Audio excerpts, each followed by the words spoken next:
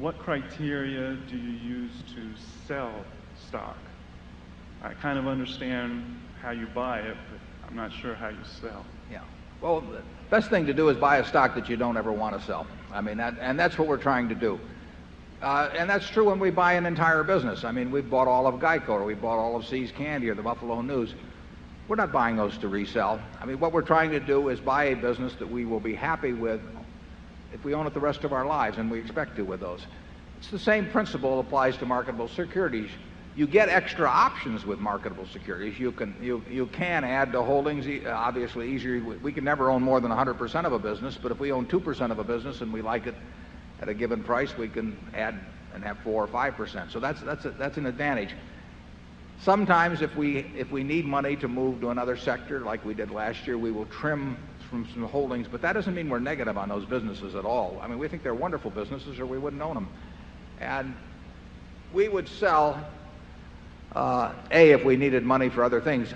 The Geico stock that I bought in 1951, I sold in 1952. It went on to be worth 100 or more times, before the 1976 problems, 100 or more times what I'd paid. But I didn't have the money to do something else. So you sell if you need money for something else. You may sell if you believe that valuations between different kinds of markets are somewhat out of whack. And we have done a little trimming last year in that matter. But that could well be a mistake. I mean, the real thing to do with a great business is just hang on for dear life. Charlie? Yes, but the sales that do happen, the ideal way is when you found something you like immensely better. Isn't that obvious? That's the ideal way to sell.